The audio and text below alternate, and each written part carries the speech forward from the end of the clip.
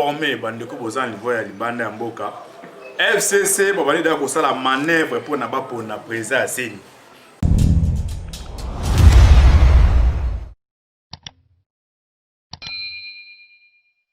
Tocha ba critère on est d'abord. Combo to ça oh FCC pesi cache pesi. Total d'abord. Expérience, ça peut expérience totale à les passer naï. Alors Kabila côté naï à mon clairement que non. Côté na bango la majorité bateau basana bango ce sont des gens déjà CV na bango ça déjà mabé.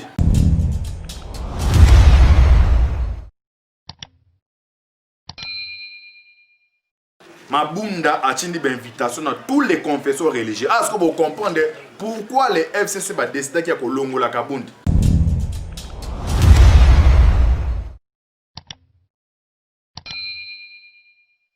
Sami réunion de quota qui est autour de la rejeter au niveau de la présidence de la République. Nous avons droit à convoquer les membres pour la composer la présidence. C'est le président de la République en entremise il y a organisé habilité. Alors Jani Mabunda a un pouvoir à mon côté il y a que ça les membres pour un dossier à CNI.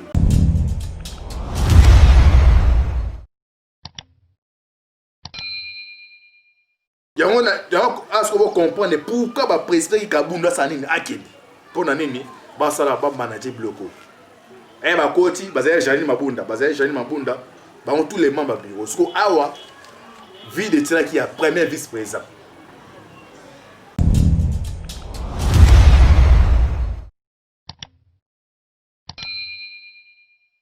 Bonjour, bonsoir na balanion sur Jésus Market TV. Bote na bino bozali ebele partout dans le monde bozolanda biso par la voie internet wana na niveau ya États-Unis na moni pasteur César Munganga Zambi apambola yo to na niveau Europe na niveau Belgique na moni mama Dédé Charlotte na France maman Charlotte Kabasi bande ko tout wa Pacha Bora Charlotte bozali na niveau ya Asie Océanie en Afrique. Sans oublier en République démocratique du Congo, Ezali, Mwanabino de Konabino, Yanabino, Moïse Maoka Antiba, Netosa, décryptage, Yamasolo, Yamuzindo, la politique, Boye Bamasolo, Yamboka, Toza, Wapi, Tozo Kende, Wapi, Tokosuka, Wapi. Bosante, na Pesimbote, na caméraman, Oaza, c'est ma caméra. Na Pesimbote, na ingénieur Adolphe Ngandou, Oaza, responsable de la chaîne Jésus Miracle. Beaucoup de s'abonner. Alors, thème, soit.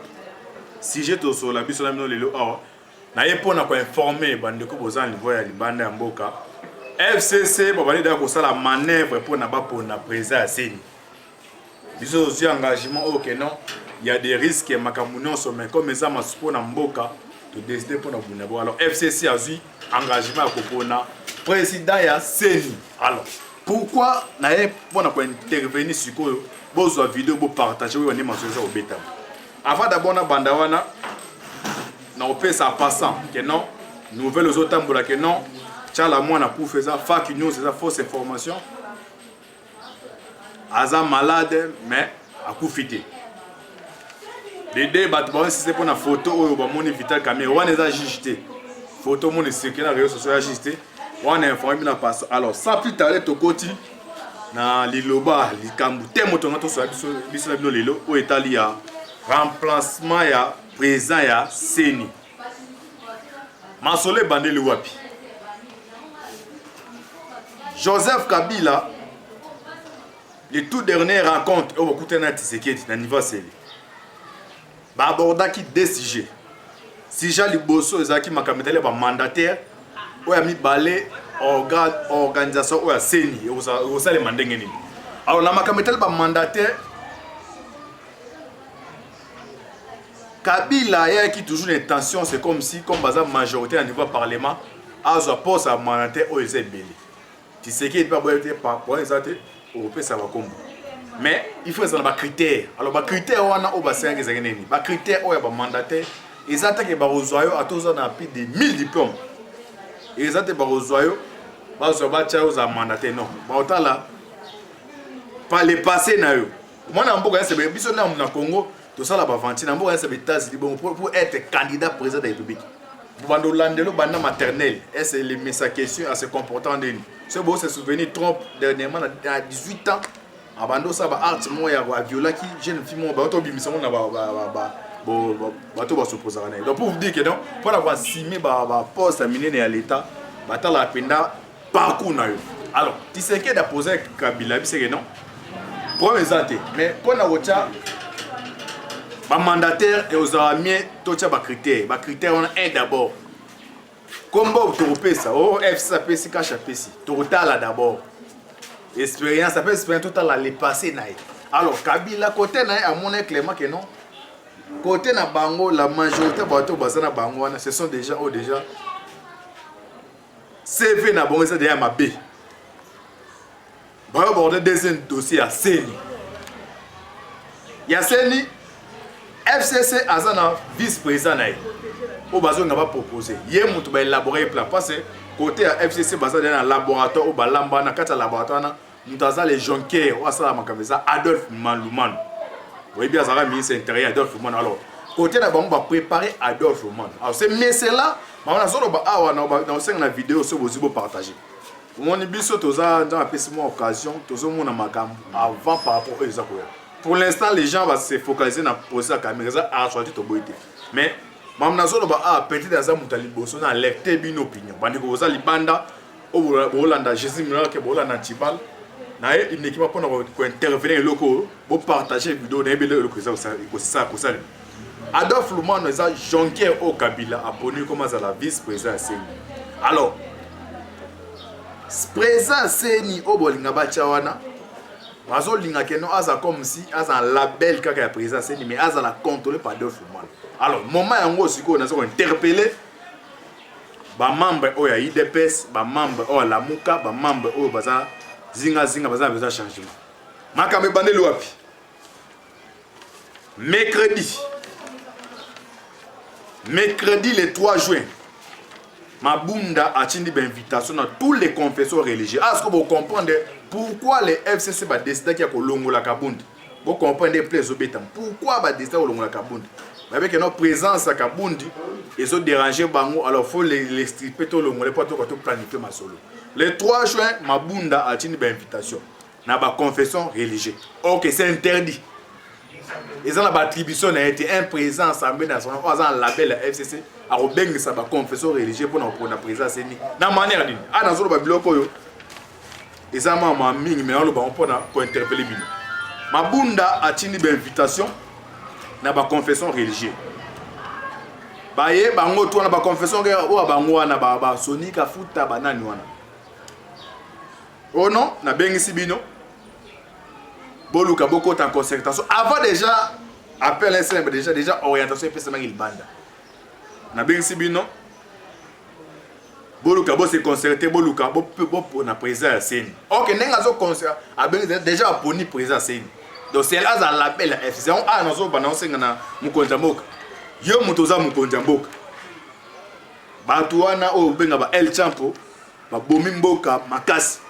Information nazo pesa après naza mutali boso nazo information yo na ko informer bino boso bo partager information donc pour l'instant déjà ces gens là baza ko ça là ba plan pour na ko luka déjà ko na présence ba komi ko na bango tout aibi so ba kende ba pour na présence ya Seni na kati na bango moko azu abengi Gilbert Kakondi on tanga kombole ta pour ça ba information msu biso dozo ba information na laboratoire msu Mde Moussa Bengi abike no bomba ngai moko na bango abengi Gilbert Kakondi azali vice premier ministre intérieur abise que non toto kota réunion mais na kacha réunion mutu kingani déjà ba pona comme aza dans un label de bomona ba ki ono confesseur religieux aza dans un label ya kozala président ya Seni Gilbert Kakondi abengi nani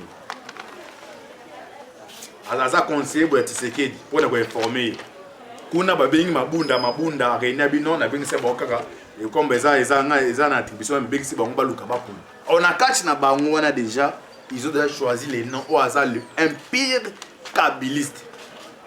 Pourquoi FCC va précipiter ya koluka déjà ko négocier pour la présence Seni? Il y a un ça ne va pas dans Mikoloza koya. Il y a un ça ne va pas dans moneni. Dès to ba awa lobby des dimanche avec mo gautu ko enterrer na aéroport andile. Et où tu comme na Belgique na France puis débat 90 Congolais Na kati avion wana ce qui est grave frontière entre France et la RDC, la frontière en France c'est au Canada. Mais les ministres c'est affaires étrangères. Jean-Yves Ladrien azali na kati avion. Quand il a atterri, avant il y a aux antibal muzina potina fungomate. Bon message vous comprendre. Avant il y a ils sont hors des mondes de GP Sami. C'est pour la première fois. Belgique, France, les États-Unis basent le même langage. C'est pour la première fois. La première fois, on a dossier à RDC. Bon, moi, jusqu'à là, parce que c'est intérêt. La France dit qu'on est en RDC, parce que les États-Unis ont conditionné que non, ce il faut les États-Unis ont dit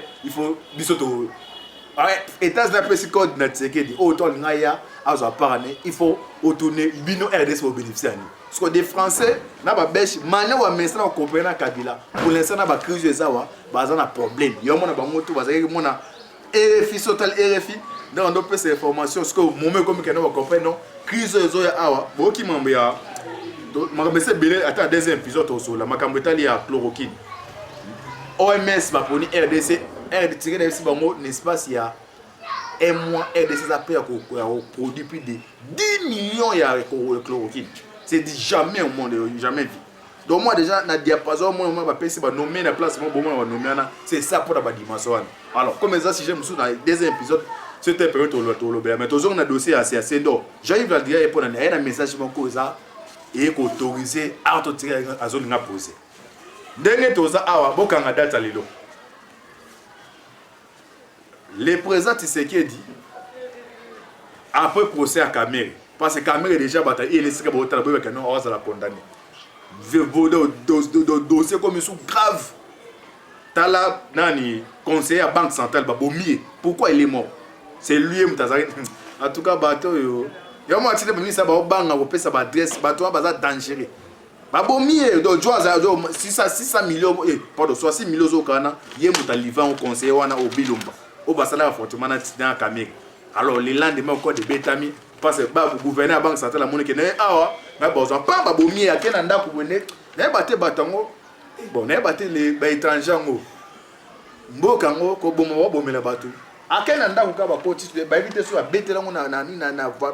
Poison les ba poison version 2020. Ils ont les mêmes poisons au ministère Kizito. Auto kufa na ya Rwanda. Donc on va en spécialité dans donc awa pour l'expérience ils ont problème. Donc les conseils à Banque Centrale Mutazel négociation à 600 millions. Parce que Béni maman je posais si là qui wana. Na funga mato na funga mate. To funga ma. Je posais les si là qui joue wana. Donc ça dit caméra c'est bon que non ah wana no ça mais c'est messi oyo a tout côté en difficulté. Donc on a pas bien ba bomi le deuxième épisode to limbo là. To ça maman ya c'est. Alors pourquoi FC va précipiter?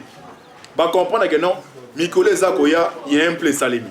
Plan de Salemi, tu sais que dit Azu attitude, soit plein à déboulonner bango na justice. Quand la mine te bon mon dossier, ah ouais, dans ta ramon ko. Ok, dans ta isa souka. Il y a Jekamine. Dossier Jekamine wana, ils ont détourné à part makambo kani a plus de 1 milliard. À part 200 millions, 1 milliard ils ont détourné. Alors on a Jekamine wana mutu wa signer qui mon coloto. Vende mambo ekende.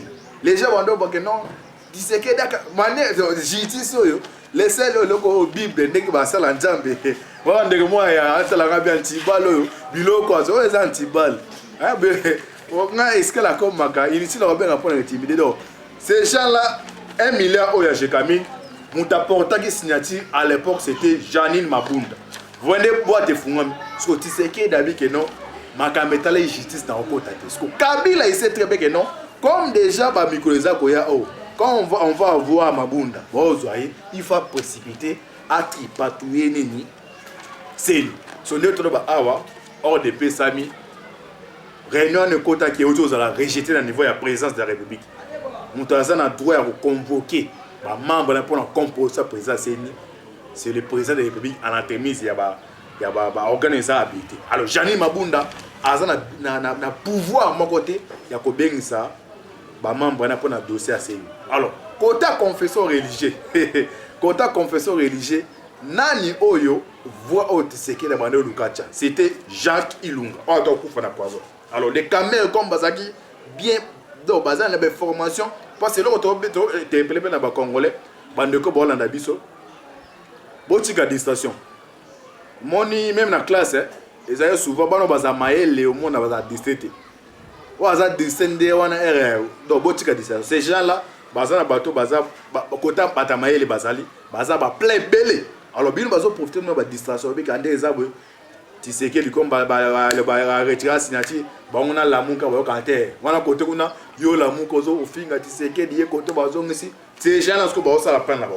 Alors elle prend la banque ici là na distraction ba tiki bino bo comprendre oh mutu tela ye ba on ka baza na contrôle la masolo parce que so bino ba congolais bo tala nga siko bo tala siko na Jésus mais que bo comprendre des messages on peut ça c'est les moments où ya ko ça Adolphe Lumanura ye mutu on ngazala il y a un choix à Kabila comme vice-président à Séni.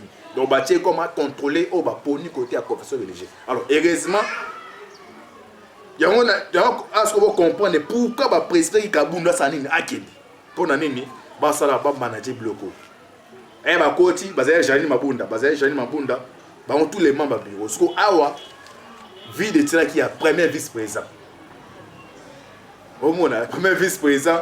Il y a Assemblée nationale, il y a premier vice-président, il y a Assemblée nationale. Alors, dans la composition, Mabunda Monique, non, comme Awa Koro Meza a tenté, il y a au moins les 12. Bon, sinon les 12, et les sociaux, les Mambang, les sociaux, les Mambang. Bon, si quoi, il DPS, bon, ça va, tu as un candidat, tu as sur un Kaboun. Bon, ça va pour ce côté, ma compagne, non, candidat, mais il DPS, on a présenté. Et ça, toujours au Kimimboula Nebali. Et au Longole Mouta Maladi, au Kondebe. Batale qui, oh, ya. Comment est-ce que j'ai dit des négociations les massicaux entre INC, à vous comprendre les massicaux entre INC et FCC. Alors, pas ce n'est pas ça, poste à prévu César, poste à réservé dans IDPS. Alors, derrière INC, on va côté dans ma cambone. Vous comprenez que massicaux bétam. Mais comme d'ailleurs après on a informé, bino bo comprendre les jeux au bétama, bino bo joie vidéo bo partager rapide. N'importe où bo partager rapide, Antiba déjà dévoilé bon. Moi mort tout nabi mais oh je te rose. Aux gens là za congolais aux étrangers. On a par exemple bétabis. D'abord fungoli boîte à pendant oyo. Na deuxième épisode tu étais au premier un en côté na ba dossier. Donc on sait sur muta FTC au mime ba kuto mime peli poison mi kufeli. Parce à des awa ma beza makasi. Ma beza makasi. Mikoloza koya auto prier ma grâce pour la RDC. Déjà plein d'abord ça déjouer ba précipiter qui va ça la GMO mais heureusement mutaza na contrôle. Alors heureusement la France la Belgique ah non peut ça non penglé de moi benga bien timolo tika besoin na posa ça bon antiba la message na bongo bozo vidéo bo partager na ki une équipe pour na repasser sa message na makambetali ya réunion oyo mabunda coach pour na ko manavrer na français na titre on a touché les FC manœuvre déjà. Mercredi le 3 juin 2020, Mabunda convoque les confesseurs religieux pour parler de la désignation du futur président de la CENI. Vous voyez les tics. Alors, Dieu merci comme ça de dévoiler. Vous avez vidéo, vous partagez, vous expliquez. Merci à caméraman. Oh, c'est ma caméra. Merci à Adolphe Ngandou.